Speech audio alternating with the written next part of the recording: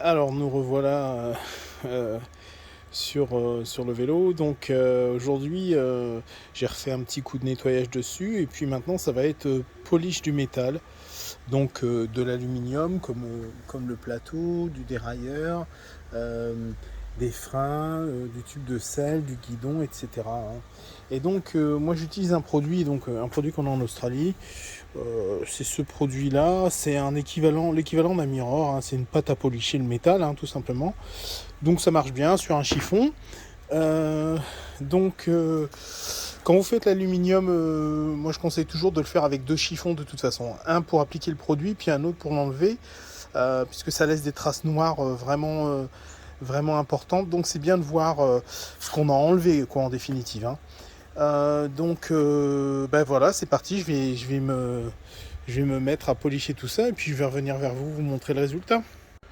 Voilà, donc avec la magie de YouTube, on va dire que c'est à peu près 10 minutes après. Donc j'ai eu le temps de faire en 10 minutes la potence de direction, le guidon qui est plutôt pas mal en aluminium aussi, euh, les leviers de vitesse qui ont un bon rendu assez brillant, les poignées de frein, voilà. Donc évidemment, ça méritera une finition un peu plus tard, mais ça donne déjà un bon aperçu de ce qu'on peut faire. Donc voilà. Et moi, ça va me permettre, dans cet état, ça va me permettre sans doute déjà de faire des photos. De faire des photos et de faire vraisemblablement déjà une annonce. Je vais revenir vers vous dans quelques instants. Voilà, le vélo étant déjà propre, j'ai pu faire quelques clichés, ça permet de déjà commencer mon annonce.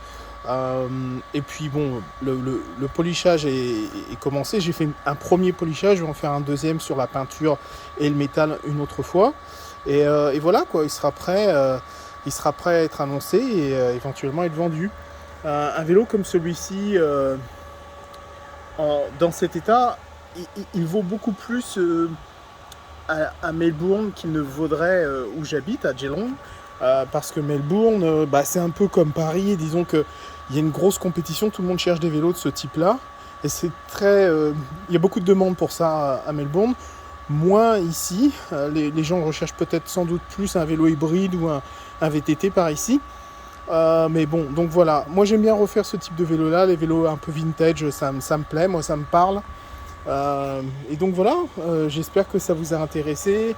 Ah oui, pour la petite information, la butée,